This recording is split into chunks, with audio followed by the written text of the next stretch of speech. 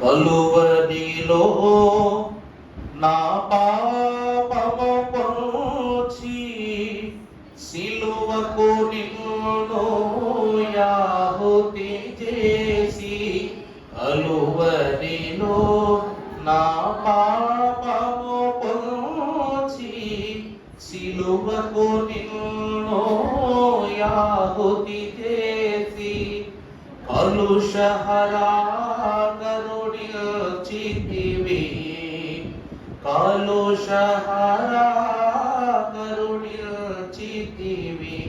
ఆశిల్లెను సిలువలో ఆ పక్షమా, యేసు ప్రభో నీ దివ్య క్షమా. ఆశిల్లెను సిలువలో పాపక్షమా. దేవుని యొక్క వాక్యం ధ్యానం చేసుకుందాము. పరిశుద్ధ గ్రంథముల నుండి సువార్తికుడైన లూకా వ్రాసిన సువార్త పాఠ్యాంశము 23వ అధ్యాయము.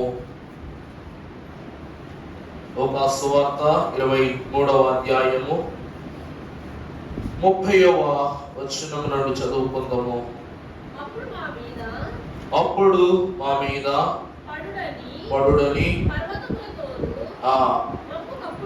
మమ్ము కప్పుడి అని కొండలతోనూ జనులు చెప్పసాగుదురు. వారు ప్రతి మ్రానుకి ఎలాగు చేసి ఉన్నారు అంటే, ఎండిన దానికి ఏమి చేయుదురు అని చెప్పెను. చాలండి, చిన్ని ప్రార్థన చేసుకుందాము. ఈ మనస్సులో యందు 15వ దిన సిలువ సమిష్టి యొక్క స్థలములోనికి నడిపించిన ప్రభువును తలంచుకుంటూ, నాయన ప్రతి సిలువ ఒక విలువను, ఒక బహుమానమును మాకు ఇచ్చుచున్న రీతిని బట్టి కృతజ్ఞతలు అని ప్రభువును వేడుకోనండి. ప్రార్థన చేసుకుందాం. దయా ప్రభావ సన్నిధి స్వాస్యమును సిలువ మూలముగా మాకు ధరింప చేయునట్లు, నరావతారి అయి నరులను రక్షింప నిత్య సజీవ తత్వమును కనపరచిన పునరుద్ధాన ప్రభావ పూరిత దాతయ్యున్న మా ప్రియ పరలోకపు తండ్రి, మమ్మలను శుద్ధి చేయుటకు, వృద్ధి చేయుటకు నిన్ను నీవు అశుద్ధునిగా మార్చుకొని, నిన్ను నువ్వు వేదన చేత శోధింపబడిన స్థితిని బట్టి ఈ దినము నీ దాసులు మగునట్లు మాకందించనయ్యున్న ఈ వాక్యము ద్వారా మేము వినవలసినవి, వివరించవలసినవి, గ్రహించవలసినవి, గమనించవలసినవన్నింటినీ మా హృదయాంతరంగ భాగ్యములలోనికి నీవే ప్రవేశపరచి, దృఢపరచి, దీవించి మహిమ, ఘనత, కీర్తి, ప్రభావములు పొందుమని సిలువదారి అయి మమ్మలను అనునిత్యము పోషించుచున్న పునర్జీవనము చేత, నిత్య జీవ ఫలము చేత మమ్మలను పోషింపచేయు యేసు నామమున మిక్కిలి వినయముగా బ్రతిమలాడి వేడుకొనుచున్నాము తండ్రి. ఆమేన్. గమనాగమన కాలమున రాకడ యందు నిలుచు సంఘమునకు సిలువ ముద్రను రాజముద్రగా ధరింపచేయు దేవుడు సదా మనందరకు తోడయుండును గాక. ప్రభునందు దేవుని ప్రియ సంఘమై ఉన్న వారులారా, దేవుని యొక్క వాక్యానుభవములో గతించిన 14వ దినముతో 12 సిలువలను ముగించుకున్న, మరి తగు పరిస్థితులను బట్టి కార్యక్రమము యొక్క బాధ్యతలను బట్టి ఉదయకాలము కొన్ని ప్రాంతాలకు సిలువ ఉపదేశములు అందించుటకు వెళ్ళటాన్ని బట్టి మరి స్తుతుల క్రమానికి లేక వాక్య సమయానికి రావడం జరుగుతుంది. కాబట్టి దేవుడు ఏదేమైనప్పటికీ తన పరినిమిత్తం వాడుకునుట గొప్ప ధన్యత, గొప్ప భాగ్యమై ఉన్నది. కాబట్టి ఈ స్థితి యందు నిలువపరచిన త్రిత్వ దేవునికి మహిమ కలుగును గాక. ప్రభునందు దేవుని ప్రియ బిడ్డలారా, వాక్యములో పరమభక్తుడైన లూకా 31వ వచనములో సెలవిస్తూ ఉన్న సత్యము, వారు పచ్చి మ్రానునకే ఎలాగున చేసినారంటే ఎండిన దానికి మరి ఇంకేమి చేయుదురో అని చెప్పెను. ఈ దిన మన పరిశుద్ధ వాక్య లేఖనాంశము మ్రాను సిలువ లేక కర్ర సిలువ రెండు ఒకటే. మీకు అర్థం అవ్వాలంటే కర్ర, అర్థం కాకపోతే, అర్థం కావాలంటే అర్థమైతే మ్రాను, అర్థం కాకపోతే కర్ర అని పెట్టుకోండి. రెండు హెడ్డింగ్లు పెట్టుకోండి, రెండు ఒకటే.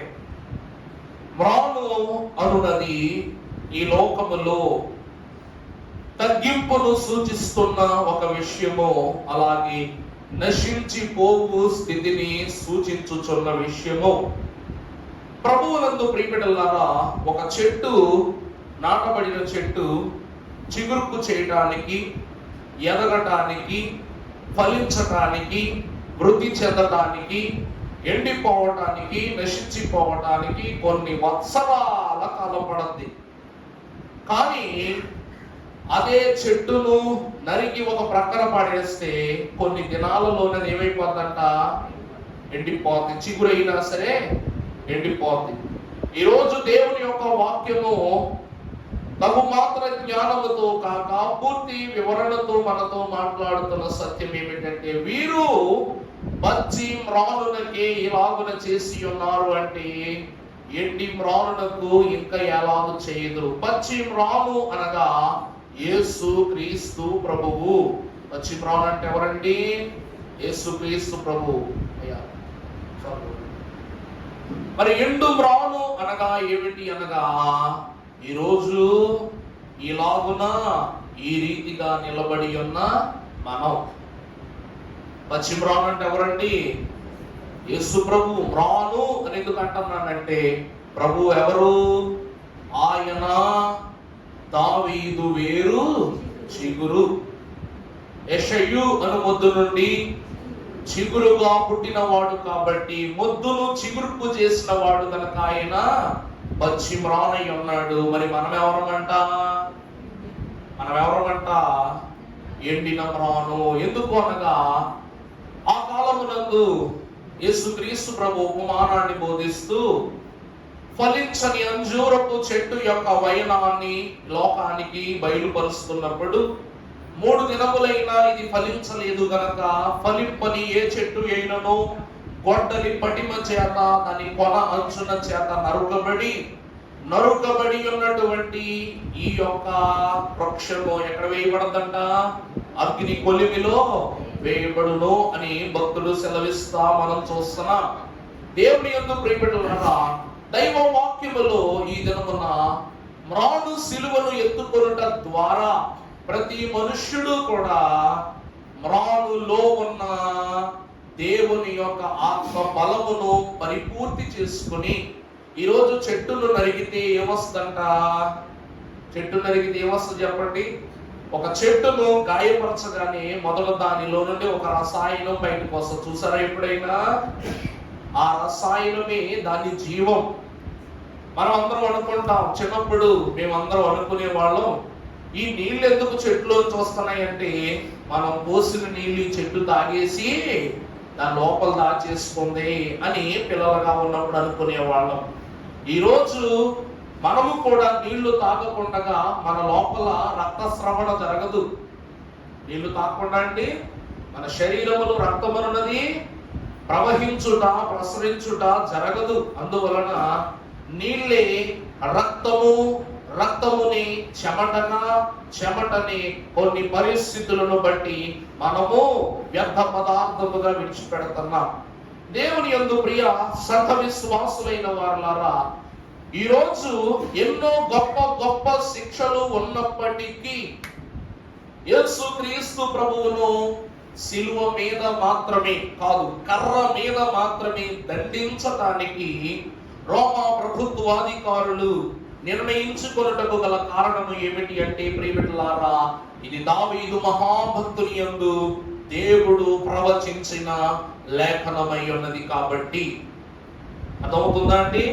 ఇది ఆ గర్భకాలములోని పాత నిబంధనలోని దేవుడు దావీదు ద్వారా ఈ ప్రవచన సత్యాన్ని లోకమునకు బయలుపరిచిన వారై ఉన్నారని దేవుని వాక్యం సెలవిస్తుంది కనుక ఒక వచనాన్ని చూద్దాం. పరిశుద్ధ గ్రంథంలో కీర్తన గ్రంథం 22:12 మనం ఒకసారి చూసినట్లయితే, వృషభములు అనేకములు నన్ను చుట్టుకొని ఉన్నవి, బాషాను దేశపు నన్ను ఆవరించి ఉన్నవి. ప్రభునందు ప్రియబిడ్డలారా, వృషభములు నన్ను చుట్టుకొని ఉన్నవి, బాషాను దేశపు వృషభములు నన్ను ఏం చేస్తున్నాయి? ఆవరించి ఉన్నవి. వృషభము అంటే ఏంటండి? వృషభం అంటే ఏంటండి? ఎద్దు. ఈ ఎద్దులంట ఎవరిని ఆవరించి ఉన్నాయంట? నన్ను ఆవరించి ఉన్నవి. ఈ బాషాను దేశపు వృషభములు నన్ను ఏం చేస్తున్నాయి? కప్పివేసినవై ఉన్నవి అని ప్రభు అంటున్నారు. ప్రభు నందు దేవుని ప్రియబిడ్డలారా, ఈ ఎద్దు అనేటువంటి ఒక మాటను మనము చూస్తే, పాత నిబంధన కాలములో యెహోవా దేవుని విసర్జించి వారి యొక్క తలంపు, వాళ్ళ యొక్క దృష్టిని బట్టి సినాయి పర్వతము పైన దేవుని నిబంధన పలకలను రాయుచున్న లేక పొందుచున్న మోషేను బట్టి 40 దినములు తన సన్నిధిలో ఉన్న మోషేకు దేవుడు పలకలను అందించగా చెప్పిన మొదటి మాట, ఇదిగో నీ ప్రజలు కింద నన్ను విడిచిపెట్టి, నా మార్గాన్ని విడిచిపెట్టి ఒక ఆవు దూడను, ఒక వృషభాన్ని వారు ఏం చేసుకున్నారు? చేసి వారు పూజిస్తున్నారు అన్నాడు అన్నమాట. ఏమంటాడండి? వృషభాన్ని చేసి వారు పూజిస్తున్నారు అని చెప్పాడు. సొలొమోను కుమారుడుగా ఉన్నటువంటి ఈ యొక్క రెహబాము, యెరోబాములు ఇరువురు ఐక్యమైపోయి రెహబామును చెడగొట్టి యెరోబామంట ఇశ్రాయేలీలలో 10 గోత్రాల వారిని వేరు చేసుకుని వెళ్ళి, ఆనాడు అహరోను వంశస్థులను అనగా లేవీయులను, మీరు మాకు యాజకత్వం చేయడానికి దేవుడు నియమించిన ఆలయం కాక మీరు ఇంకో ఆలయం కడుతున్నాం, అందులో మీరు యాజకత్వం చేయడానికి రండి అంటే, దావీదు వంశమైన యోధా వంశము, అహరోను వంశమైన లేవి వంశం, ఈ 2 వంశాలు తప్ప తదుపరి వంశాలన్నీ కూడా ఈ రెహబాముతో కలిసి వెళ్ళిపోయినప్పుడు వీరందరూ కలిసి ఆ దినమున ఒక వృషభాన్ని నిర్మించుకున్నారు, ఒక చిన్న దూడను నిర్మించుకున్నారు. నా మాట అర్థమవుతుందండి? ఈ దూడ యాదృచ్ఛికం కాదు. దైవజనులు దేవదాసయ్య గారు మర్మాలను కనుగొనండి, మర్మాలు మీ ఆత్మ దీనత్వ స్థితిని ధన్యస్థితికి కనుగొను అన్నారు. కాబట్టి ఈ 2 దూడలు ఎక్కడియో తెలుసా? ఫరో కాలంలో, యోసేపు మహాభక్తుని కాలంలో ఫరో ఒక కలగన్నాడు. ఫరో ఏం కన్నాడండి? ఒక కలగన్నాడు. ఏ కలది? ప్రభువిన ఈ యొక్క దున్నలు ఏవైతే ఉన్నాయో అవి పక్క చిక్కిన వాటిని తిన్నప్పటికీ ఇవి కాస్తైనా కోస్తైనా కూడా ఇవి ఇంకా పెరగలేదంట. మరి 2వ స్వప్నంలో చూసినట్లయితే పక్క చిక్కిన దూడలు క్రొవ్విన దూడలను తినేసినప్పటికీ అవి కూడా ఒక అంగుళం కూడా లావెక్కలేదంట. అంటే దేవుని ప్రియబిడ్డలారా, ఆనాడు మొదటి దర్శనములో ఉన్న క్రొవ్విన దూడ ఇశ్రాయేలీలైనటువంటి వారు నిర్మించుకున్నది. 2వది బక్క చిక్కిన దూడ ఎవరు నిర్మాణం చేసుకుందంట? సొలొమోను కుమారుడు అయినటువంటి రెహబాము, యెరోబాము ఐక్యమై 10 గోత్రములైనటువంటి వారు యెహోవా మందిరమును విసర్జించి వారు నిర్మాణం చేసుకున్నది. దేవుని ప్రియబిడ్డలారా, అవి 2 తెగుళ్లకు సూచనగా, 2వదిగా అవి 2 శాపమునకు సూచనగా, అవి 2 పాప కలిత దుర్మార్గ దేహములకు సూచనగా దేవుడు ఆ దినాన్ని చూపించాడు. అందుకే ఆ బంగారుపు దూడను చేసుకుంటాను బట్టి అహరోను వంశమంతా ఆ దినమున 3000 మంది ఇశ్రాయేలీలను వారి ఖడ్గాలకు బలి చేశారు. అవునా కదా? శాపం వచ్చిందా లేదా తప్పు చేయటం వల్ల? 2వది రెహబాము కాలములో ఈ పని జరగటాన్ని బట్టి యెరోబాము పాప దృష్టి రీత్యా బలిపీఠము మీద చేయి ఉంచటాన్ని బట్టి తన చేయి శల్యమైపోవటం దేవుని ఉగ్రత వారి మీదకు రగులుకోవటం మన వాక్యంలో చూస్తాం. రెండవ శాపం. దేవుని యందు ప్రియమిత్రులారా, దీనికి ప్రతిదండన కానీ ఆనాడు దేవుడు ఆ దూడకు ప్రతిగా ప్రత్యక్ష గుడార నిర్మాణాన్ని జరిగించుకున్నారు. అవునా కదండి? ప్రత్యక్ష గుడార నిర్మాణాన్ని దేవుడు రాళ్ళతో అనగా తుమ్మకర్రతో నిర్మాణం చేశాడు. ఆ తుమ్మకర్ర నిర్మాణమే యెరోబాము కాలములో సొలొమోను మందిరమును విడనాడిన తరువాత దేవాలయములో బలిపీఠంగా నిర్మాణం చేసుకున్నాడు దేవుడు. అమ్మలారా, దేవుని ప్రియమిత్రులారా, ఈరోజు మనము చూసినట్లయితే ఈ రెండు విషయాలకు కారణం ఏంటయ్యారు అంటే, ఈ దూడలై ఉన్నవి పాపాన్ని, శాపాన్ని సూచిస్తూ ఉన్నాయి. మీకు ఉదాహరించేలా లోకం తెలిసిన ఒక సత్యాన్ని చెప్తాను. ఎవరైనా ఆవు ఎదురుగా వెళ్ళి దండం పెట్టుకోవడం ఎప్పుడైనా చూసారా? చూసారా లేదా? చూసారా? నాకు తెలుసు ఒక కథ ఉంది. ఆవునంట ముందెళ్ళి దండం పెట్టుకుంటే దీవెన రాదంట. ఎక్కడికి వెళ్ళాలంట? ఆవు వెనక్కి వెళ్తే దండం పెట్టుకుంటే దీవెన వస్తుందంట. ఇదో కథ ఉందో మరి, తెలుసో తెలీదో మరి మీకు. బసవరాజు అయినా ఇంకేదైనా కానివ్వండి, ఆవును ముందుకు వెళ్ళి దానిని పూజించినట్లయితే ఆ పూజ ఫలం లభించదంట. దాని వెనక భాగమునకు వెళ్ళి ఏం చేయాలంట? పూజించాలి. ఎందుకంటే ఇప్పుడు ఆ కథ చెప్పాను అనుకోండి, అవునా అంటారనమాట. ఒకనొక దినమున ఒక పరీక్ష జరిగిందంట. పరీక్ష జరిగితే ఆ పరీక్షలో ఒక రాక్షసుడు ఒక ఋషిని మోసగించాలని చూచాడంట. చూస్తే ఆ రాక్షసుడైనటువంటి వాడు ఈ యొక్క ఋషిని మోసగించటానికి ఒక మానవుడి రూపంలో వాళ్ళ యుద్ధకు వచ్చాడంట. వస్తే వానికి ఒక పరీక్ష పెట్టి ఒక ప్రశ్న అడిగినప్పుడు ఎవ్వరూ కూడా సమాధానం చెప్పడానికి వీల్లేదని అక్కడ ఉన్న వారు అందరితో చెప్తే, ఈ ఆవు నీతి మంత్రాలు కాబట్టి నోటితో సమాధానం చెప్పలేదంట, కానీ అది తప్పు అని తోకూపి సమాధానం చెప్పిందంట. ఈ ఆవు ఏం చేసిందంటే, అవతల వాడికి సహాయం చేయడానికి తల ఊపింది అనుకోండి, ఏమంటారు? తప్పు చేశారు, వాడికి సపోర్ట్ చేసామని ఆవును పీకుతాం. అందువల్ల ఈ ఆవు ఏం చేసిందంట? తల ఊపుకుండా ఏం ఊపిందంట? తోక ఊపిందంట. ఇలాగ అంతే, ఆన్సర్ దొరికేసింది. ఆ తోకే సమంజసం అనుకొని ఆ ఆవు చేసినటువంటి పని ఋషికి తెలిసిపోయి అన్నాడు, నువ్వు నీ వెనక భాగంతో ముందు భాగంతో ఏం చేసావు? తప్పు చేసావు. కానీ నీ దృష్టితో తప్పు చేసావు, నీ తోకతో కూడా సహకరించావు. కాబట్టి ఇక నిన్ను ప్రతి ఒక్కరూ నిన్ను ముఖము వైపు పూజిస్తే ఆ పూజ ఫలం నీకు లభించదు. నీ వెనక భాగమును బట్టి నిన్ను పూజిస్తేనే నీకు పూజా ఫలం లభిస్తాడు. అందుకే ఆవు పేడ చాలా ప్రశస్తం అంటారు. తెలుసా? భోగి మంటల్లో ఆవు పేడ పెడకలే వేస్తారు, గేదె పేడ వేస్తారా మీరు? ఏమండి, ఇక్కడ మాట్లాడుతున్నారన్న మాట కాదు, కానీ వాస్తవాలు మాట్లాడి అందరికీ నవ్వు వస్తుంది.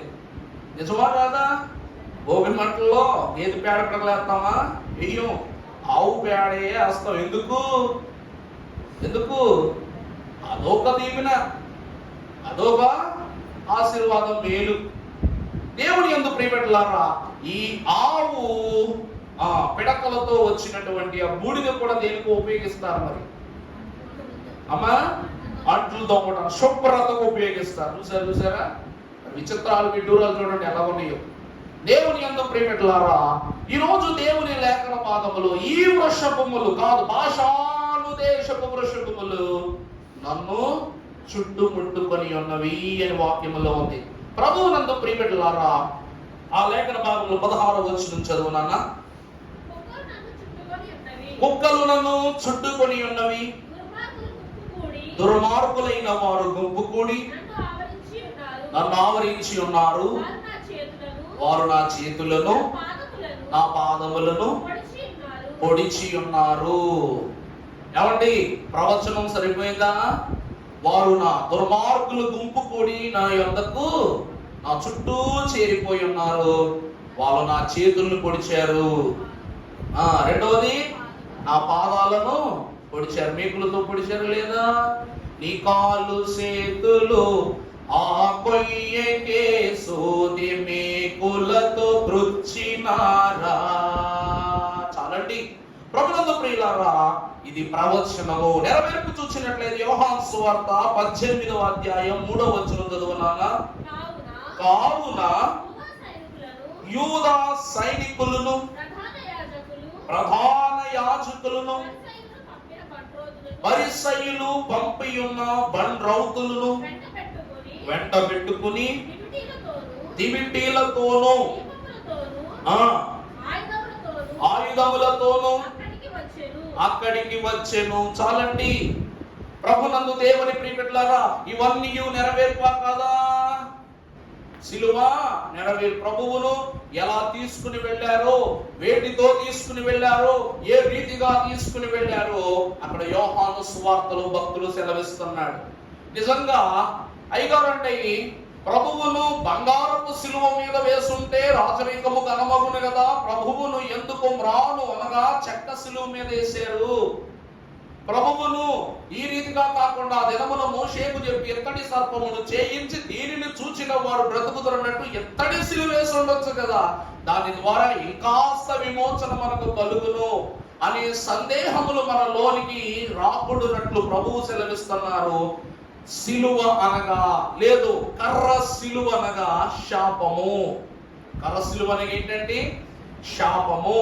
ఇది ధర్మశాస్త్రమును సూచించుచున్నటువంటి వివరమై ఉన్నది.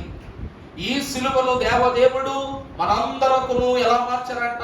శాపమును రక్షణ సూత్రముగా మార్చి వేసి ఉన్నారు కనుక ప్రభువునందు ప్రియులారా, ఆ సిలువను చూచుకొలది శిల సమానమైన మనస్సైనా నలిగిపోద్ది, కరిగిపోద్ది, నీరు కారిపోతుంది అని భక్తులు సెలవిచ్చిన వారై ఉన్నారు. దేవదాసయ్య గారు మనకు రక్షణ పద్యములలో ఒక రక్షణ పద్యాన్ని సిలువను గురించి రాస్తూ ఇలాగంటున్నారు. కడలేని ప్రేమ ఎక్కడ లేని ప్రేమ ఇక్కడ కనబడియేనో కడకు నాకు. కడలేని శక్తి ఎక్కడ లేని శక్తి ఇక్కడ కనబడియేనో కడకు నాకు.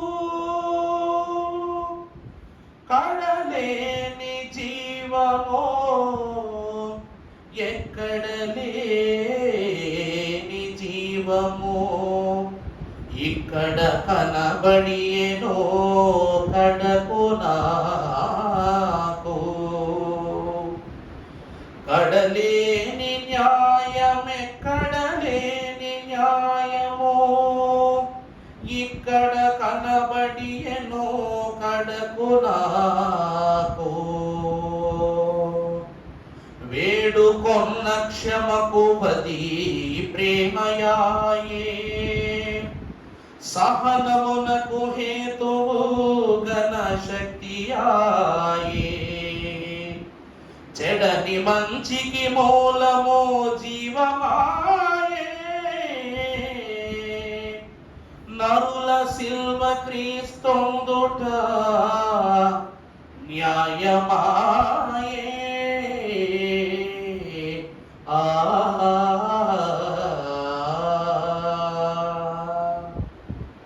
కడలేని ప్రేమ ఎక్కడా లేని ప్రేమ ఇక్కడ కనబడినో కడకు నాకు.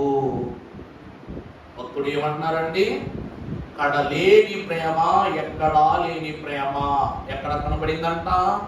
సిలువ ఎదుట ఇక్కడ కనబడినో కడకు అనగా చివరకు నాకు. రెండవది కడలేని శక్తి సిలువను గూర్చిన వార్త నశించుచున్న వారికి వెలితనం, రక్షింపబడు వానికి దేవుని శక్తి.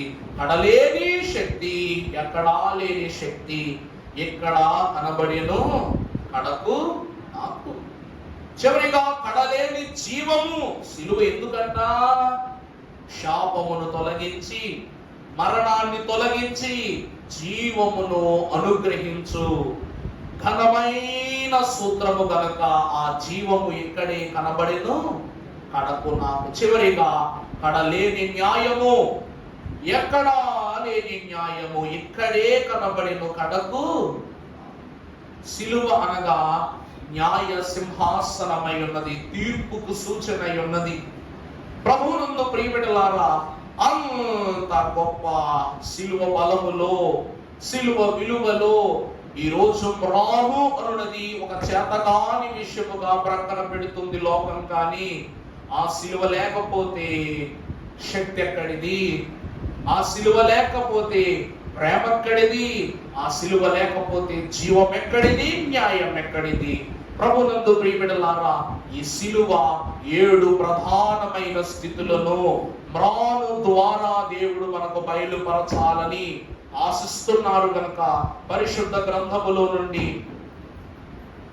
ద్వితీయోపదేశ కాండము 21వ అధ్యాయము 22వ వచనం చదువుకున్నట్లయితే,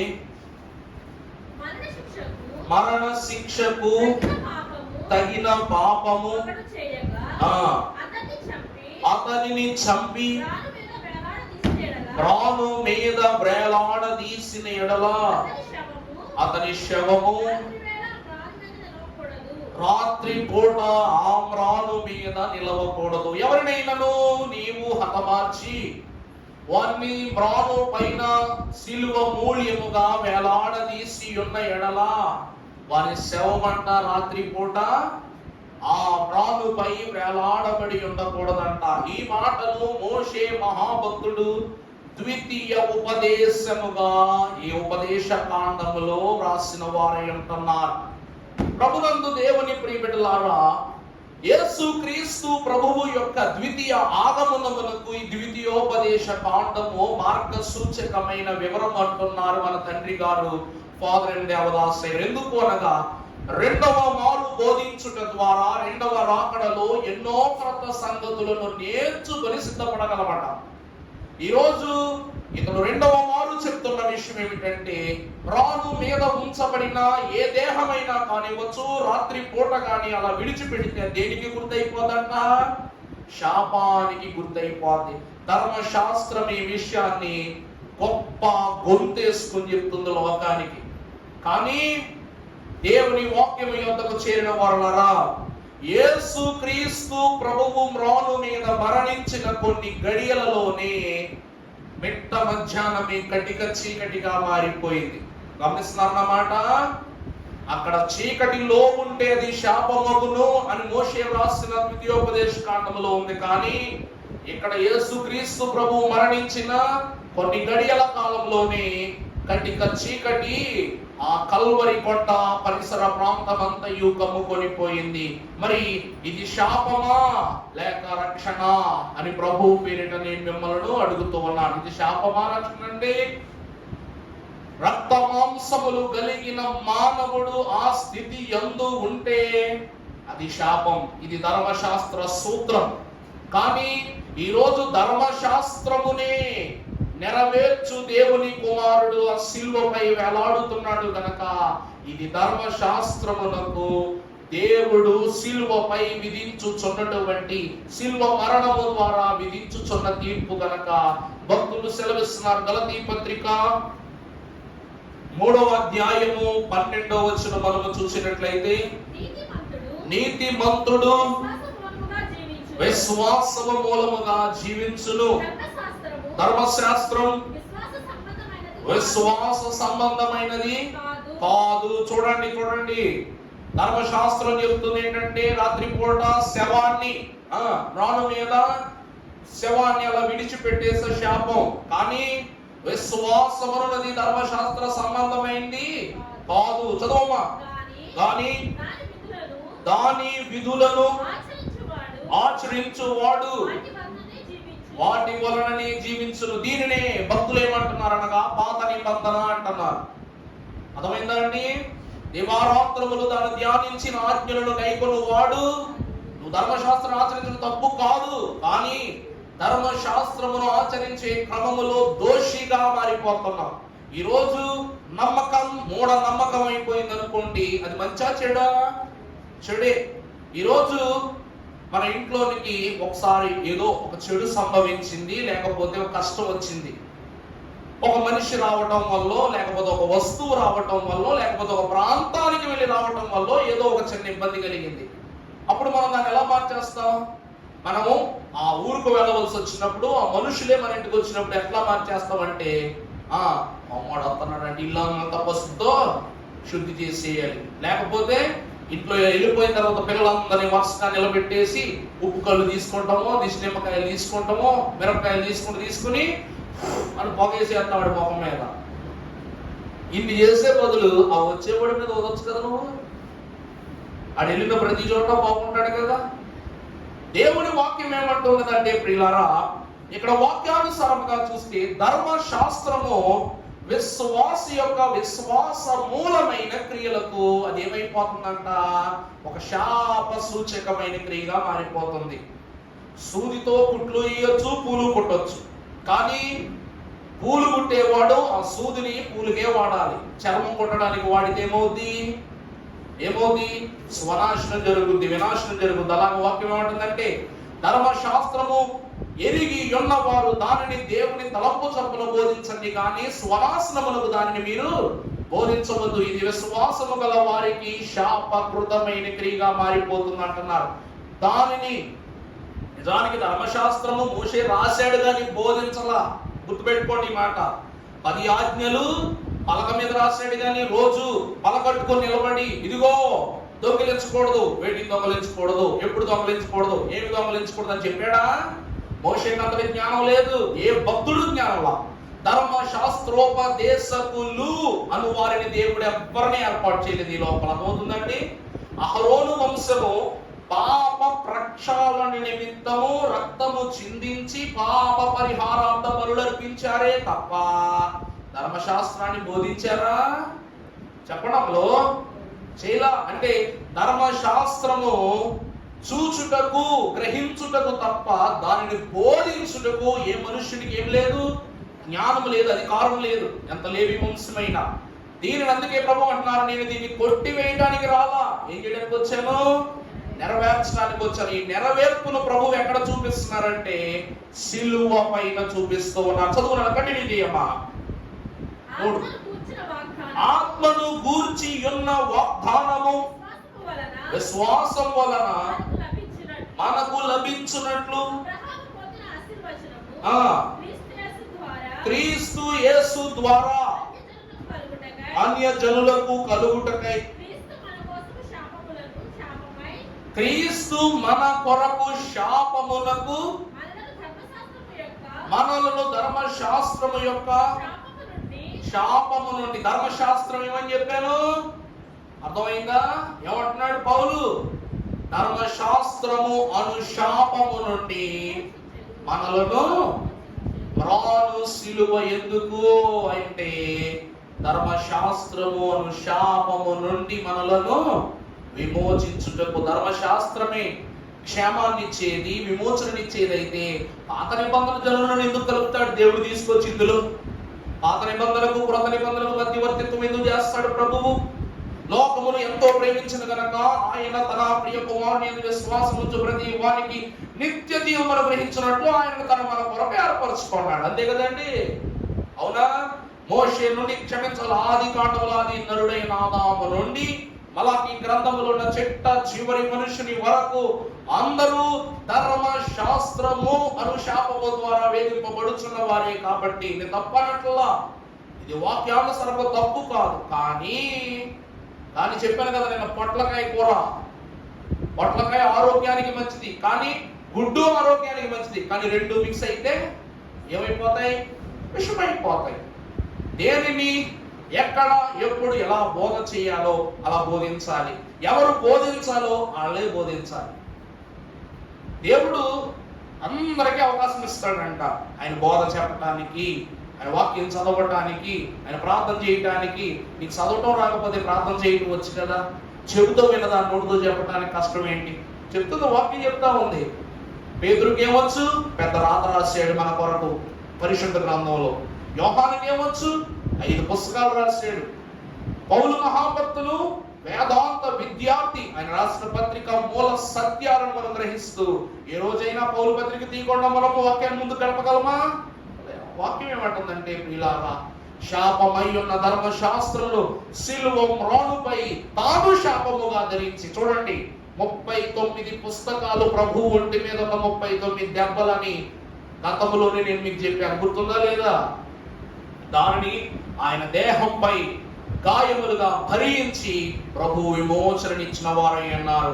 శాపము నుండి విమోచన ఇచ్చుటకే మ్రాను సిలువను దేవుడు మన కొరకు ఏర్పరుచుకున్న వాడైనాడు. అప్పటి శాపమే ఈ రోజు మనకు రక్షణ సూచన అయి ఉన్నది. ఇది మొదటి స్థితి. రెండవదిగా చూసినట్లయితే మ్రాను సిలువ అనగా శాపము నుండి విమోచననిచ్చు మర్మము. రెండవది పేతురు రాసిన మొదటి పత్రిక 2:24 మనం చదివినట్లయితే, అమ్మా మనము పాపముల విషయమై చనిపోయి నీతి విషయమై జీవించున్నట్లు ఆయన తానే తన శరీరమందు మన పాపములను మ్రాను మీద మోసుకొనెను, మీరు స్వస్థత నొందిరి. దేవుని యందు ప్రియబిడ్డలారా, రెండవది మ్రాను సిలువనెత్తుకొనుట ద్వారా ఆయన గాయముల నుండి మనకి ఏం కలుగుతుందంట? స్వస్థత. ప్రభువునందు దేవుని ప్రియబిడ్డలారా, ఉదాహరణకు 10 కేజీలు దొంగ తీసుకోండి, లేకపోతే 100 కేజీలు దొంగ తీసుకోండి, 100 కేజీలు ఇనుము తీసుకోండి. 2 తూకం వేస్తే 2 100 కాబట్టి ఒకలాగే ఉంటాయి. ఉంటాయా ఉండవా? ఉంటాయా ఉండవా? ఈ రెండిట్లోంచి ఈ ఇనుము దొంగను తీసుకెళ్లి నీటిలో పడేయండి. ఇనుము తీసుకెళ్లి నీటిలో పడేయండి, ఏమవుద్ది? మరి 100 కేజీల కర్ర దొంగను తీసుకెళ్లి నీటిలో పడేస్తే ఎందుకు? నీరు ఒకదాన్ని లాక్కుంటుంది, 200 కేజీలే ఒకదాన్ని లాక్కుంటుంది, ఒకదాని ఎందుకంటే వెనకకి ఎండుతుంది. అర్థమైందండి? చెక్క నీరు మొత్తం పీల్చేసుకున్నా కూడా మునగదు. ఇనుము ఒక చుక్క నీరు పీల్చుకోకపోయినా కూడా ఏమైపోద్దంట? మునిగిపోద్ది. మనుషుడు ఆ స్థితిలోనే ఉన్నాడంట. ఒక పడవ ఎప్పుడు మునిగిపోద్దో తెలుసా అండి? నీళ్లు బరువు లోన్ ఎక్కువైపోయినప్పుడు మునిగిపోద్ది. అర్థమైందండి? అది నీళ్లు లోనికి చేరనంత వరకు ఎంత పెద్ద అలలు వచ్చినా కూడా చీల్చుకుని వెళ్ళిపోతా ఉంటది అనమాట. టైటానిక్ మునిగిపోయింది ఎందుకు? నీళ్ళలో ఒత్తిడి ఎక్కువైపోయి 2 భాగాలుగా విరిగిపోయింది, లోనికి మునిగిపోయింది. అబ్రాంటన్ అనేటువంటి ఒక షిప్ కూడా పసిఫిక్ రిమ్ లో మునిగిపోయింది. కారణం ఏంటో తెలుసా? దీనిని బట్టి నేవీ షిప్స్ ఎన్నో ఉంటాయి, అవన్నీ కూడా ఎంత దృఢంగా తయారు చేసిన ఒక చిన్న కన్నం చాలు. అయ్యారు అన్నారు కదా, చిన్న పాపమైన ఆత్మ జీవాన్నే కాదు దేని జీవానైనా తగ్గించేస్తుంది. ఈరోజు వాక్యం సెలవిస్తున్నది ఏమిటంటే, ప్రభువు మ్రాను శాపమునకు సూచనను తెలిసి కూడా మన పాపములను ఆయన తన శరీరమునందు సిలువ మ్రాను మీద మోసుకొని పాప పరిహారార్థమైన రక్షణను బట్టి మనకు విమోచనను దయచేసెను అని వాక్యం అంటుంది. అమలారా, పాపము మనల్ని అంటుకుంటే ఇమిడిపోద్ది లోపల. నా మాట అర్థమవుతుందండి? పాపం కానీ మనకు అంటుకుంటే ఏమైపోద్దంట? ఇమిడిపోద్ది. చేతితో చేసిన పాపం, కంటితో చేసిన పాపం, మాటతో చేసిన పాపం, తలంచిన పాపం, స్మరించిన పాపం, ఏ పాపమైనా అది అనుపుణ్యముగా మనలోనికి విడిపోద్దంట. కానీ ఈ పాపాలన్నీ తీసుకుని వెళ్ళి ప్రభువు మీద కానీ వేసామనుకోండి, కంటితో చూసిన పాపం ప్రభు మీద వేస్తే జారిపోద్దంట. తలంపులో పాపం తీసుకెళ్ళేస్తే జారిపోద్దంట. ప్రభువుకు ఈ పాపాలన్నీ కూడా పైన ఒక తేటలాగే ఉంటనే తప్ప ఆయన లోనికి ప్రవేశించడానికి ఆ పాపానికి ఏం లేదు, అధికారము లేదు. అందుకే వాక్యం అంటూ ఉంది, పాపులనంటి నన్ను పాపములంటని వాడు రక్షణం కల్పించెటి మనుజుడాయని రోగులనంటిన రోగములంటని వాడు మన మనుజుండు యేసుక్రీస్తే. శాపములంటి నన్ను శాపమంటని వాడు మన మనుజుండే యేసుక్రీస్తే.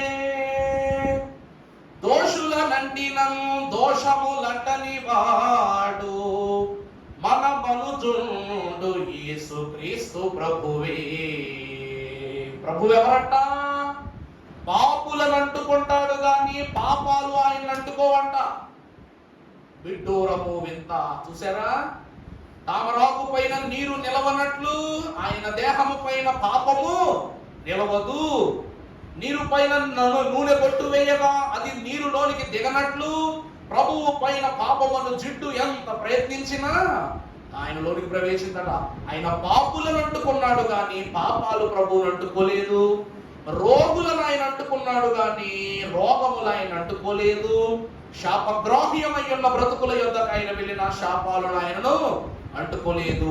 దోషుల యొద్దకు వెళ్ళిన దోషములు అంటుకొనలేదు.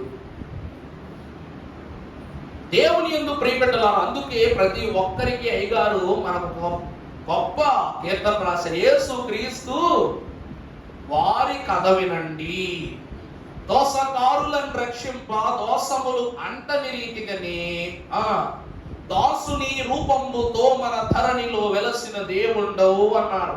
ఇక్కడ మనము చూస్తే ప్రియులారా, మీరు అంటున్న మాట ప్రకారము అయ్యగారండి పాప క్షమాపణ అనున్నది. ఒకసారి చదువు 2:24.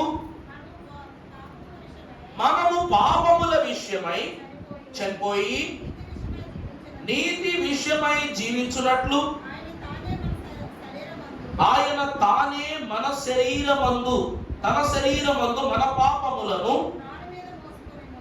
చూసారంటండి. ఈయన శరీరము మీద ఉన్న పాపములను దేని మూలముగా మోసుకుని వెళ్ళారంట? మ్రాను మీద మోసుకుని వెళ్ళారంట. చూడండి ప్రభువు సిలువ మోస్తున్నప్పుడు కురేనీయుడైన సీమోను 2 అడుగులు వేయలేకపోవటానికి గల కారణం అది కర్ర బరువు కాదంట. ఏ బరువు? అధిక పాపముల బరువు. దీనిని ప్రభువు తప్ప మరి ఎవరును ఏం చేయలేని చెప్పండి, భరించలేరు. అందుకే మ్రాను సిలువ మనకు అవసరమైంది. మ్రాను సిలువ పాప క్షమాపణ సూత్రమై ఉన్నది. మ్రాను సిలువ దీనికి సూత్రం అండి, పాప క్షమాపణ సూత్రమై ఉన్నది. రెండవది, మొదటిది శాపమును హరించుటకు, శాపము నుండి విమోచించుటకు. రెండవది పాపము నుండి మనల్ని క్షమించడానికి ఈ మ్రాను సిలువ. గుర్తుపెట్టుకోండి, ఏదైనా ఎప్పుడైనా ఒకే బరువు మీద ఉన్నట్టు ప్రభువు కూడా అంతే. మోషే కర్రైనా, అహరోను కర్రైనా, యేసుక్రీస్తు ప్రభువు మోసిన సిలువు కర్రైనా 3 ఒకేలా చూద్దామంటే కుదరదు. మోషే కర్ర అధికారముతో దేవుడిచ్చిన కర్ర, అహరోను కర్ర దేవుని అద్భుతాలను చేసిన కర్ర, యేసుక్రీస్తు ప్రభువు మోసిన కర్ర తండ్రి యొక్క రక్షణను తనిఖీ చేయకుండా మనందరకును సంపాద్యము చేసిన కర్ర. అందువలన ప్రియబిడ్డలారా, ఈ కర్రే రేపటి రాజదండమై మనలను అధికార హోదాలో పుట్టాలో లేక అనర్హుల హోదాలో ఉంచాలో నిర్ణయిస్తుందంట. అందుకే రాజదండమే ఈ కర్ర యొక్క ఉనికి, క్షమాపణకు గుర్తు. మూడవదిగా మనం చూసినట్లయితే యోహాను 3:16 చూడకుండా చదివేయచ్చు. దేవుడు లోకమును కాగా తన అద్వితీయ కుమారునిగా పుట్టిన వాని యందు విశ్వాసముంచు ప్రతి వాడును లోకమును ఎంతో ప్రేమించుట. దేవుడు లోకాన్ని ఎంతో ప్రేమించుట.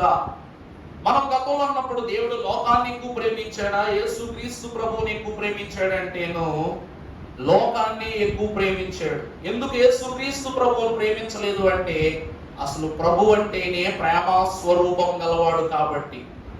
అర్థమైందండి? అర్థంలో నీ ముఖంలో చూసుకుని హాయ్ హలో అంటాం, కంగ్రాచులేషన్స్, బాగున్నావా, చల్లగొన్నావా, అన్నం చేసావా, భోజనం చేసి అడుగుతావా? అర్థంలో చూసుకుని అడిగితే ఏమంటారు? అవి బాబు నా కొడుకు ఏదో పిచ్చర్ టేస్ట్ బాబు అనుకుని ఊరంతా పిలిచేస్తాం. అవునా కదా? అర్థంలో లోపాలు సరి చేసుకోవాలి, మనమే లోపాలు పుట్టించుకోకూడదు కదా. అలాగనే యేసు క్రీస్తు ప్రభువును తండ్రి ప్రేమించడం అంటే తన ప్రేమను తననే ప్రేమించుకోవడంతో సమానం. నా చెయ్యి నా బంగారం అనుకుంటాం, నా కాలు బంగారం కాలు ముద్ద ఇలా ఉంటది అన్నమాట. ఇక్కడ వాక్యం అంటుంది ఏమిటంటే, లోకమును ఎందుకు ప్రేమించి ఉన్నారు అనగా తన ప్రియ కుమారుడు ప్రేమకు పాత్రుడు, ప్రేమకు కర్త, ప్రేమ నిర్వాహకుడు, ప్రేమ పంచిపెట్టు ప్రాణామయుడైనటువంటి దేవుడు గనక ఆయనను మన మధ్యకు మనలను ఆయన ప్రేమ చేత, ఆయన జాలి చేత, ఆయన కరుణ చేత బలపరచునట్లు లేక బాగుపరచునట్లు దేవుడి లోకములోనికి ఆయనను పంపించారు. అద్వితీయత అనగా అనునిత్యము నిలిచిపోయేది. అద్వితీయ కుమారుడు అనగా సదాకాలం నిలిచి ఉండేవాడు. ప్రభు అంటారు, శాశ్వతమైన ప్రేమతో నేను నిన్ను ప్రేమించుచున్నానన్నారు. ఇక్కడ మ్రాను మీద సిలువను అనుభవించిన దేవుడు మనకు సిలువ మీద నుండి ఏమందిస్తున్నారంటే ప్రేమను అందిస్తున్నారు. యోహాను సువార్త 3:16లో లోకమును ఎంతో ప్రేమించని రాసిన ఈ యోహాను భక్తుడే యోహాను మొదటి పత్రిక 4:7లో మరొక మాటను రాస్తున్నాడు. చదువమ్మా. అమ్మా, ప్రియులారా, ఏలయనగా ప్రేమ దేవుని మూలముగా కలుగుచున్నది. ప్రేమించు ప్రతివాడును దేవుని మూలముగా పుట్టిన వాడై దేవునిని ఎరుగును. దేవుడు ఎవరంట? చూసారా? దేవుడు ప్రేమ స్వరూపి. ప్రేమ లేనివాడు దేవునిని అంటే లోకమును ఎంతో ప్రేమిస్తూ ఉన్నాడు అంటే అర్థం అందరినీ కాదు. నిన్న ఒక మాట చెప్పాను, పెండ్లి విందులోనికి పిలువబడిన వారు అందరూ ఉంటారు, కానీ పెట్లు శాలలోనికి వచ్చేవారు మాత్రము ఏర్పరచబడిన వారే ఉంటారు. ఇక్కడ వాక్యం అదే అంటుంది, లోకమంతటిని ప్రేమించాడంటే లోకంలో అన్నింటినీ ప్రేమించినట్లు కాదు, తన అద్వితీయ కుమారునిగా పుట్టిన వాని యందు విశ్వాసముంచు ప్రతివాడు ప్రత్యేకంగా వేరు చేస్తున్నాడు దేవుడే. ఇక్కడ మనం చదువునన్న అమ్మాట చదువుతాను, దేవుని ప్రేమ స్వరూపి, ప్రేమ లేని వాడు దేవుని ఎరుగడు. మనము ఆయన ద్వారా జీవించున్నట్లు దేవుడు తన అద్వితీయ కుమారుని లోకములోనికి పంపెను. దీని వలన దేవుడు మన యందు ఉంచి ఉన్న ప్రేమ ప్రత్యక్షమాయను. మనము దేవుని ప్రేమించితిమని కాదు, తానే మనలను ప్రేమించి మన పాపములకు ప్రాయశ్చిత్తమై యుండుటకు తన కుమారుని. అర్థమైందండి? దేవుని ప్రేమ ఇదిగో జనులార పావంబునను చూడరే, కేవలము నమ్ముకొని నా పరలోక జీవంబు మన కాపును, పరలోక జీవంబు మన కాపును. దేవుని ప్రేమ ఇదిగో, తీసుకోండి. అలాగే ఎంత ప్రేమయాని మరొక కీర్తన కూడా ఉంటుంది. దేవుని ప్రియబిడ్డలారా, దేవుని ప్రేమ అనగా మనం ఆయన్ని ప్రేమించాలా, ఆయనే మనల్ని ప్రేమించాలి. ప్రేమని అర్థం కూడా తెలియదు మనకి. ఈరోజు ప్రేమను పువ్వట్టుకు తిరిగేవాడు జోడుతూ కొట్టేయాలి ఫస్ట్. ఎందుకు వాడి ప్రేమ పువ్వులో ఉందా, గిఫ్ట్ బాక్స్ లో ఉందా? ఇదో ప్రేమ అంటండి. అమ్మ ఏ నదుకో దూకేమని చెప్పిందో దూకేస్తున్నాడు, ఆ పువ్వు ఇంకో చోటు పట్టుకుపోతాడు, ఆ గిఫ్ట్ బాక్స్ ఇంకో చోటు పట్టుకుపోతాడు. లేఖన వాక్య భాగ ప్రకారము ప్రేమ అన్నది మానవ ఉనికికి తలంపుకు అస్సలు సంబంధించలేని విషయం. అవునా కాదండి? ప్రేమ అనే పదానికి ఎవరికి అర్థం తెలుసు? ఎవ్వరికి అర్థం తెలియదు. అసలు ప్రేమ అనేది మనిషికి సంబంధించింది అయితే కదా తెలియటానికి. ఈరోజు ప్రేమ అన్నది మనుష్యు ద్వారా వస్తే అది ఏమైపోతుందంట? అవమానం అయిపోతుంది, బూతైపోతుంది. దేవుని ద్వారా కలిగినది ప్రేమ కనుక మనుషులు ఒకరినొకరు ప్రేమించుకొనుచున్నారంటే ఆ ప్రేమనే లోకము వెర్రితనంతో ఆలోచిస్తుంది. దేవుని శక్తితో ఆలోచించు. దేవుని యందు వైఖరి లేక, దేవుని తృణీకరణ లేక, దేవుని ప్రేమను పంచిపెట్టడమే ప్రేమ స్వరూపి అయిన దేవునికి ఉనికి చాటటం. ప్రభువు యొద్దకు వచ్చిన స్త్రీలు కానివ్వండి, పురుషులు కానివ్వండి, తప్పుడు దృష్టి ఎందుకు చూడాల? ఆయన అందంగా లేడేనా? ప్రతి ఒక్కరూ గర్వపడినట్లు, సాతానుడు జలసీ ఫీల్ అయినట్టే అందం ప్రభువుది. కానీ ప్రతి ఒక్కరిని అమ్మ అన్నాడు. అమ్మ అనే దాంట్లో ప్రేమ లేదా? నానా అయ్యా అన్నవారి దాంట్లో ప్రేమ లేదా? అవి కనపడవు లోకానికి. అందుకే పడుతుంది ఈ ప్రేమ నిజమును రుజువు చేయపరచు నిమిత్తమై తానే శిలువపై తన ప్రాణమును దానముగా ఇచ్చి ప్రేమ మూల్యమును అందరికీ పేరు పేరునందించాడు. మ్రాను శిలువ ద్వారా ప్రేమ పరిపక్వమై అందరికీ విస్తారముగా అందింపబడింది. మూడవది, మ్రాను యందు శిలువ ప్రేమను అందించున్నదై ఉన్నది. నాలుగవదిగా చూసినట్లయితే ఫిలిప్పీలకు రాసిన పత్రిక 2వ అధ్యాయం 8వ వచనం చదవమ్మా.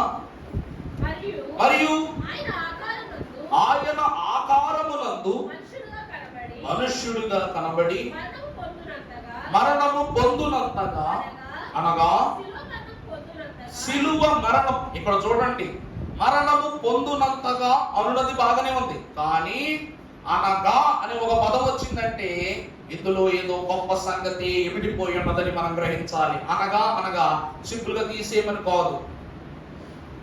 ఈరోజు మనం చూసినట్లయితే he is a good man, but అర్థమైందండి నా మాట?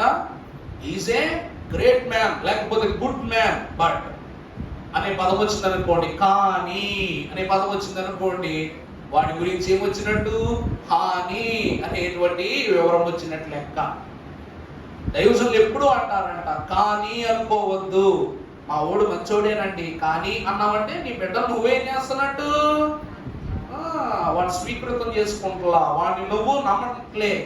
అలాగనే మాకంతా బాగానే ఉందండి కానీ అన్నావంటే నీకు లోపం ఉన్నట్లు, మన పరిస్థితి లోపం ఉన్నట్టు. అందుకే విశ్వాసులు కానీ అనకూడదంట. కానీ అంటే హాని వచ్చేస్తుంది. లేనిపోని మాటలు హాని తెచ్చును. లేనిపోని మాటలు ఏం తెచ్చి పెడతాయి అంట? కానీ అంటం వల్ల లేనిపోని మాటలు పుట్టుకొస్తాయి, అవి హాని తెచ్చి పెడతాయి. అందుకే ప్రియులారా, అనగా శిలువ మరణమును, లోకానికి మరణం అనేటువంటిది అందరికీ ఉంది, కానీ ప్రభువు యొక్క మరణం ఏదైతే ఉన్నదో అది శిలువ అని ప్రత్యేకంగా గుర్చి చెప్తున్నాడు. శిలువ మరణమును పొందినంతగా విధేయత చూపిన వాడై తనను తాను. అమలారా, 4వ విషయం మనం చూసినట్లయితే చావు ప్రతి ఒక్కరికి ప్రతి స్థితిలోనూ ఏదో రూపంలో వస్తుంది. ఆ కాలంలో రాజులు కానివ్వండి, గొప్ప గొప్ప వారు కానివ్వండి, చావు రాగానే తల చూపించేస్తారు. పెద్ద మొగుళ్ళగా తలలు చూపించేస్తారు. తల తీసేయడం అంటే అబ్బో వాడు పెద్ద ప్రాణాన్ని విడవడానికి అస్సలు అస్సలు అస్సలు వెనకాడు, వాడు పెద్ద ధైర్య సాహసం గలవాడు అని అంటారు.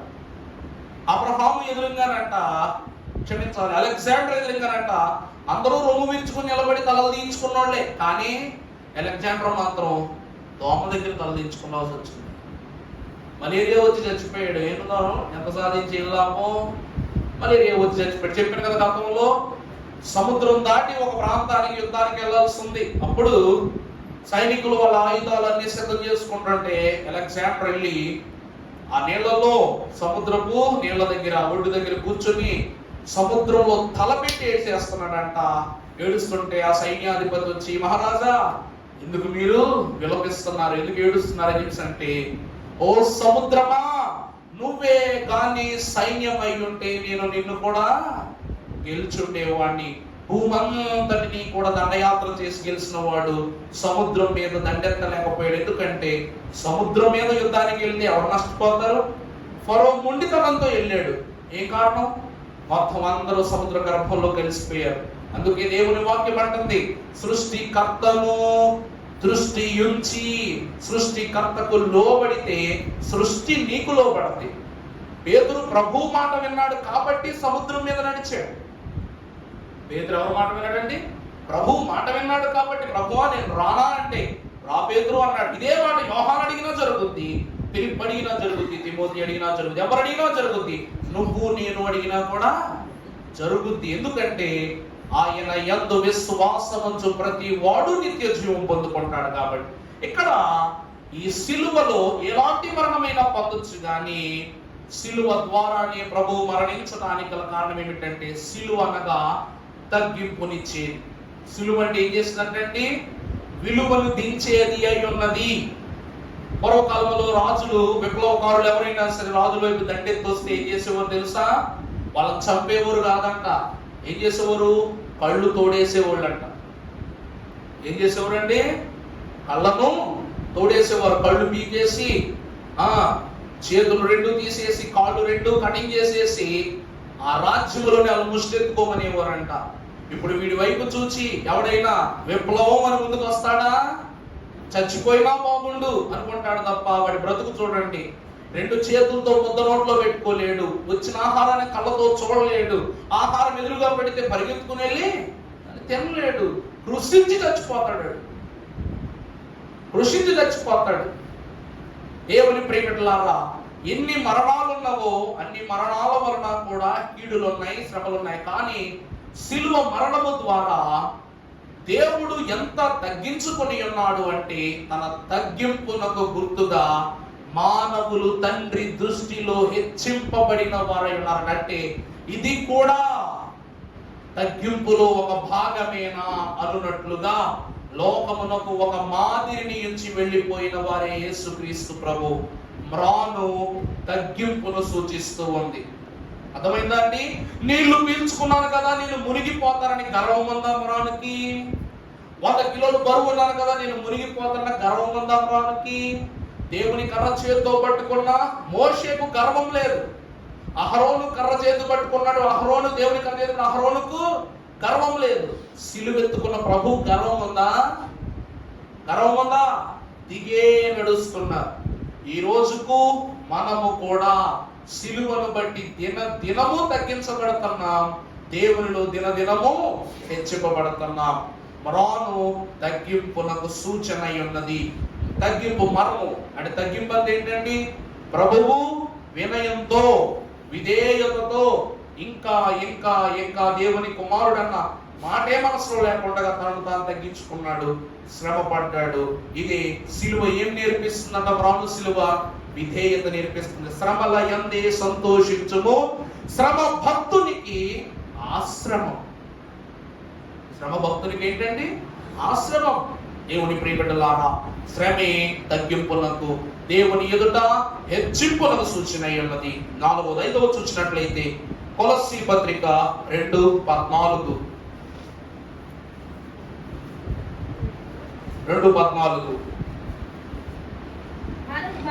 మరియు అపరాధముల వలనను శరీరము నందు సున్నతి పొందక యుండుట వలనను మీరు మృదులై ఉండగా దేవుడు రాతపూర్వకమైన మన మీద రుణముగాను నుండిన పత్రమును సిలువకు కొట్టి దానిని ఎత్తివేసి మన అపరాధములన్నిటిని క్షమించి ఆయన ప్రధానులను అధికారులను నిరాయుధులుగా చేసి సిలువ చేత తెచ్చి బాహాటముగా వేడుకను. చూసారా? మ్రానుతో మోయబడిన సిలువ ద్వారా చూడండి, మనమందరము ప్రభువు తలదించుకుని భుజం మీద సిలువ వేసుకుని అయ్యో కుయ్యో మొర్రో అంటూ లోపంతా ఏడుస్తూ ప్రభువు తీసుకెళ్తున్నారని మనం అనుకుంటున్నాం. కానీ ముళ్ళ కిరీటమును రాజ కిరీటమును, సిలువ అను రాజ దండమును, రెండవది అధికారులు, సైనికులు, శాస్త్రులు, బిడ్డలు, విశ్వాసులు, ఇశ్రాయేలు పరివారం అని జన సమూహం అంతటిని తీసుకుని ఇశ్రాయేలు పురవీధులలో రాజు వెళ్తున్నట్టు జయోత్సాహంతో సిలువెత్తుకోవడానికి వెళ్తున్నారంట ప్రభు. ఎంత చూసారటండి? చూచుచున్న వాని కంటికి అది మరణమునకు సూచన. కానీ ప్రభు ఏమంటున్నారంట? సిలువ మీద ఒక రేపు మీద రాస్తుంది ఏమని? యేసుక్రీస్తు ప్రభువు యూదులకు రాజు. రాజు పురవీధులలో రాజ దండము చేత పట్టుకుని, రాజ మకుటమును ధరించుకుని, రాజ వస్త్రమును వేసుకుని యూదుల రాజుగా ప్రకటింపబడి జయోత్సాహ ధ్వనితో నడుచుకుంటూ వెళ్తున్నాడంట సిలువతో. సిలువ మనుష్యులకు ఏమిస్తుందంట? విజయాన్ని ఇస్తూ ఉందంట. ఇది జయోత్సాహ ధ్వని. ప్రభువు శ్రమ పడ్డాడని అనుకున్న వారలారా, ఇది శ్రమ కాదు, సమరము. ఇదేమిటండి? సిలువ ద్వారా ప్రభువు పాపముతో సమరము చేసి ఆ సిలువను తన మరణము ద్వారా ఆ పాపాన్ని త్యజించి జయోత్సాహమును కలిగిస్తూ ఉన్నారు కనుక వేటిపై మనకు ఈ సిలువను బట్టి జయం అనగా మొదటిది సాతానుడిపై జయం. ఈ సిలువ మనకు సాతానుపై జయం ఇచ్చింది. యోహాను రాసిన మొదటి పత్రిక 3:8 ఒకసారి చదువమ్మా. మొదటి యోహాను కనుక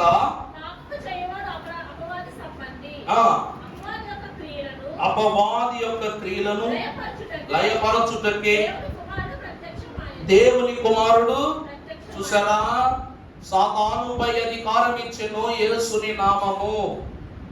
కాదండి, సాతానుపై మనకి ఏమిచ్చిందట? అధికారము.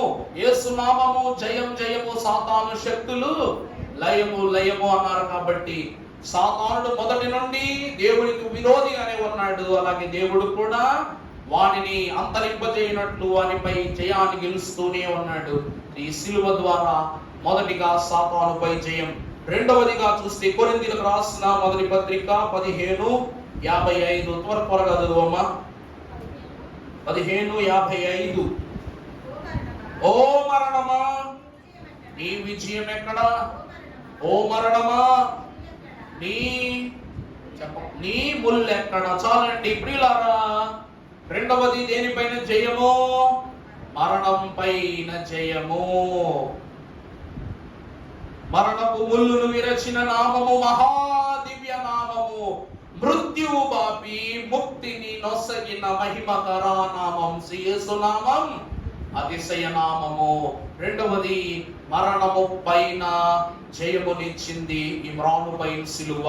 మూడవది యోహాను సువార్త 16వ అధ్యాయం 33వ వచనము. నాయందు మీకు సమాధానము కలుగునట్లు లోకములో మీకు శ్రమలు కలుగునైనను ధైర్యం తెచ్చుకోండి. మూడవదిగా చూస్తే లోకములో మీకు ఏం కలుగుతాయి? శ్రమలు కలుగుతాయి. నేను ఎలా శ్రమ పడ్డానో మీరు శ్రమ పడాల్సిందే. నేను ఎలా శోధన అనుభవించాను మీరు అనుభవించాల్సిందే. కానీ గుర్తు పెట్టుకోండి, ధైర్యం తెచ్చుకోండి. దేనికి? నేను లోకమును జయించిన వాడును. మూడవది ఈ మ్రాను సిలువ మ్రానుపై ఉండటం ద్వారా దేవుడు లోకముపై జయాన్ని ఇచ్చాడు. ఇది మూడవ జయం. నాలుగవది చూసినట్లయితే రోమా 6:6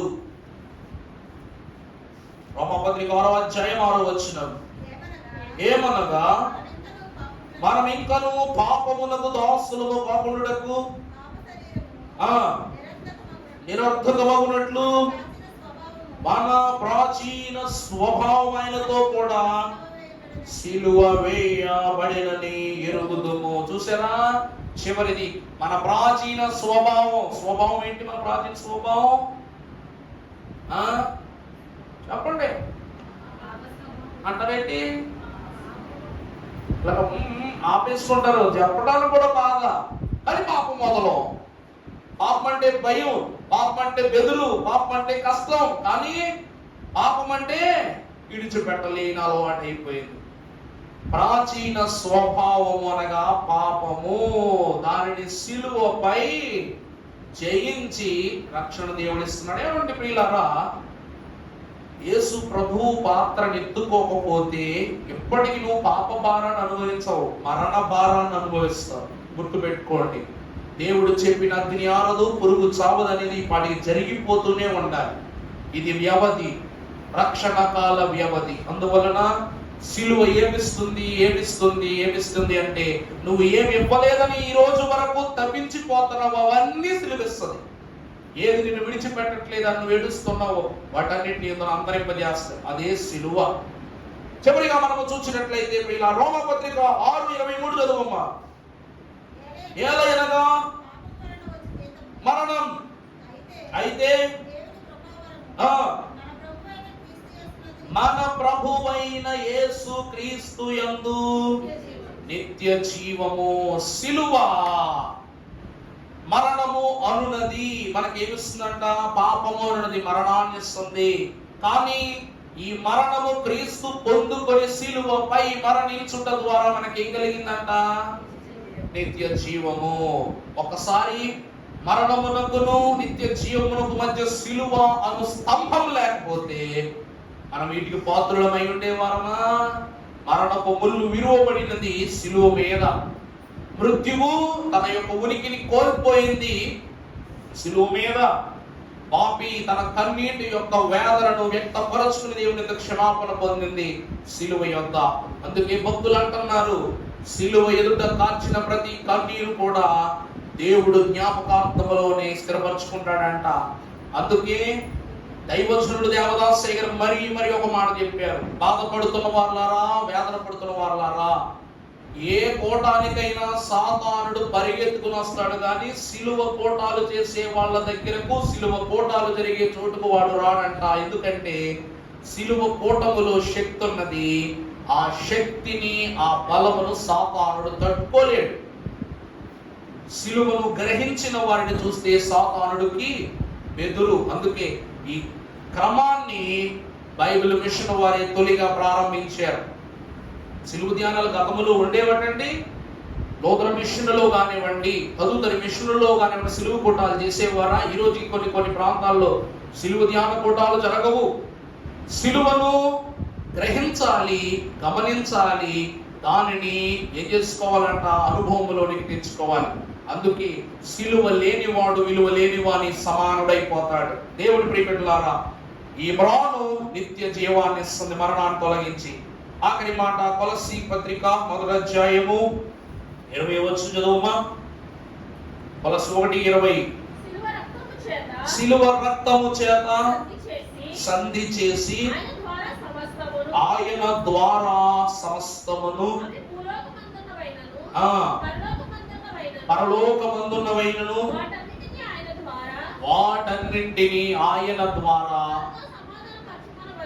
తనతో సమాధాన పరచుకొనవలెనని తండ్రి అభీష్టమునాయను. ప్రియులారా, సిలువ మీద ప్రతి మనుష్యుడికి లభించినది సమాధానం ఈ సిలువ ద్వారా. ఎందుకంటే సిలువను వేసిన చోటు చూడండి. సిలువ భూమి మీద ఉందా, ఆకాశంలో ఉందా? ప్రభువును సిలువ ఆకాశంలో వేసారా, భూమి మీద వేసారా? అవునా? సిలువను భూమి మీద వేసారా, ఆకాశంలో వేసారా? కొండ మీద వేసారు. నోవహు కాలములో జల ప్రళయము పునాతులకలు చేసినప్పుడు ఒక్క అరారాతు పర్వతం తప్ప మరి ఏ పర్వతము కూడా భూమికి ఆకాశము మధ్యన నిలవబడలేదు. అలాగుననే భూమి కంపించింది కానీ ఈ కల్వరి శిఖరము మీద ఉన్న ఎవరికైనా ఏమైనా కలిగిందా? ఆ కల్వరి శిఖరము పైన భూమియు దేవుని చుట్టూ చేరిన చీకటి ఏమైపోయిందంట? ఏకమైపోయింది. పర్వతాలని భూమికి కలపొద్దు, దయచేసి. భూమి మీద ఉన్నాయి కదా కలపొద్దు. భూమి గుండ్రంగా ఉంది, మేము నిలబడతాం, మరి మేమెందుకు గుండ్రంగా తిరగట్లేదు అన్నది ఎలాంటి సత్యమో. శిఖరములు భూమి మీద ఆనుకుని ఉన్నప్పటికీ కూడా దాని ఉనికి దానిదే, దాని శక్తి దానిదే, దాని విలువ దానిదే. అవునా కాదండి? ఎన్ని కొండలున్నా కూడాను ఆ కొండను మించినది పర్వతం, పర్వతమునకు మించినది మహాపర్వతాలు ఉన్నాయి. The Mount Everest is the greatest peak in the world. Mount Abu, Elradud, చైనాలో ఉంది. ఇవన్నీ కూడా మహాపర్వత శిఖరాలు. వీటిని అధిరోహించడాన్ని బట్టి ద గ్రేట్ ఎవరెస్ట్ అనేటువంటి అవార్డును వాళ్ళు గ్రహిస్తారు. ఇలా చాలా తక్కువ మంది. దానికి కొన్ని కిలోమీటర్ల ఎత్తవి, కొన్ని మీటర్లు కాదని కొన్ని కిలోమీటర్ల ఎత్తు. మన దేవదాసయ్య గారితో సూది కొండ మీద నడుచుకుని ఒక తెల్లదొరగా నడవలేకపోయారు. పడుసోడిని నేను నడుచుకుంటూ వెళ్ళిపోతాను, ముసలోడు ఆయనే వస్తాడు అనుకున్నాడంట. ముసలాయన నడకకు ఈ పడుసాయన యొక్క సామర్థ్యం సరిపోలా. అది దేవుడిచ్చిన బలం అంటే. కానీ వాక్యం తెలుసా? పర్వతములు యెహోవా సృజించినవే కదా. పర్వతము సృజించింది ఎవరు? యెహోవాయే. ఈ వాక్యమును బట్టి ప్రభువు భూమి మీద కాదు, సిలువ ఆకాశము మీద కాదు, భూమి ఆకాశముల మధ్య, సిలువల మధ్య పర్వతముపై వేలాడుచు ఉన్నారు. ఈ కల్వరి పర్వతం ఎంత దృఢమైనదంటే క్రీస్తు సిలువను, క్రీస్తు ఎత్తుకున్న లోక పాప భారమును కూడా ఈ కొండ మోస్తుందంట. ఆ మాట అర్థమవుతుందండి? లోక పాప భారమును ప్రభు ఎత్తుకున్న సిలువను, సకల జనుల యొక్క కన్నీటిని మోస్తున్నది కల్వరి పర్వతం. అందువలన అది భూమిలో భాగం కాదు, అపాలమనబడిన స్థలము, నిత్య జీవ స్థలంగా మార్చాడు దేవుడు. సమాధానం, భూమికి ఆకాశానికి మధ్య సిలువ, పాపులకు రక్షింపబడి వారికి మధ్య సిలువ, తండ్రికి బిడలకును మధ్య సిలువ, మంచి దొంగకు చెడు దొంగకు మధ్య సిలువ. సిలువను ఏ పక్క నుంచి కొలవాలన్నా నార్త్ ఈస్ట్ వెస్ట్ సౌత్ నుండి అన్ని దిక్కులు చూసినా ఇదేమై ఉన్నది? మధ్యవర్తిత్వం చేస్తూ ఉన్నది. సిలువ సంధి చేసేది, అనగా సమాధాన పరిచేది, ఇటుకు సమాధాన పరిచేది. ఈ మ్రాను సమాధాన పరిచేది మ్రానై ఉన్నది. సమాధానము అనగా ఏమిటి అంటే ఎఫెసీ పత్రిక 2:14 మనం చూస్తే, ఎఫెసీ 2:14, ఆయన సమాధానమయుండి మాకును మీకును ఉండి ఉన్న ద్వేషమును, అనగా విధి రూపకమైన ఆజ్ఞలను గల ధర్మశాస్త్రమును మధ్య గోడను ఆయన పగులగొట్టి మన ఉభయులనగా ఇక్కడ ఉన్నవారు అక్కడ ఉన్నవారు కాదండి, పరలోక వాస్తవ్యులను భూలోక వాస్తవ్యులను. అందుకే దైవజనులు ఇప్పుడు అంటారు, ఇది నీ బరి పరలోకముని గురి అన్నారు. కాబట్టి ఉభయులను ఏకం, ఎక్కడను పైనెక్కడను ఒక కుటుంబమే అవ్వాలా. ఇట్లు సంధి చేయించు సృష్టించి ఆ శిలువ వలన ద్వేషమును ఆయన సంహరించి దాని ద్వారా చేసి దేనితో ఆయన మనలను సమాధాన పరచవలెను ఇలాగు చేసెను. కనుక ఆయనే మనకు సమాధాన కారకుడై ఉన్నాడు. ప్రభువునందు ప్రియమిత్రులారా, సమాధానము అనగా ఏమిటంటే యేసు ప్రభువారే. సమాధానం అంటే కేవలం సంధి కాదు, ఆన్సర్. సమాధానం అంటే ఏంటండి? ఆన్సర్. ఆన్సర్ అంటే ఏంటి? ఆన్సర్ అంటే ఏంటి? జవాబు. ఈరోజు ప్రభువా నేను పాపం చేశాను, నా పాపము ప్రాయశ్చిత్తం ఏంటి? ప్రభువే జవాబు. నేను పాప కోపంలో పడిపోయాను, లేవనెత్తు జవాబు యేసు ప్రభువు. నేను పరలోకం వెళ్ళాలి ప్రభువా, యేసు నామము పేరిటే మనము దేవుని రాజ్యంలోకి వెళ్ళాలి. ఆయనే జవాబు. ఆయనను పెట్టకుండా నీ జవాబును నువ్వు పూర్తి చేయగలుగుతున్నావా? ప్రార్థనలు చేస్తున్నావు, యేసు నామము పెట్టకుండా నువ్వు జవాబును పొందగలవా? వాక్యమంటుంది, సిలువపై వేలాడి ఉన్న ఈ శ్రీకరుండగు శ్రేష్ఠ పాలకుడే నా ఏక రక్షకుడు, అనగా నా జవాబు, నాకున్న ఏకైక జవాబు. అందువలన ప్రియులారా, ఈ మ్రాను మీద వేలాడిన ఈ మహనీయుడు ఈ 7 స్తుతి స్థితులను మనకు అందింపజేస్తున్నాడు. కాబట్టి మ్రాను సిలువ కావాలా వద్దా? ప్రభు సిలువ మోయటం మంచిదా కాదా? సిలువ మోయటం వలన మనకు క్షేమం కలిగిందా లేదా? ఈ 7 స్థితులు దేవుడు మీకు, మీ ఆత్మీయ జీవితములకు, మీ బిడ్డలకు సదాకాలం అనుగ్రహింపజేసి దీవించును గాక. ఆమేన్.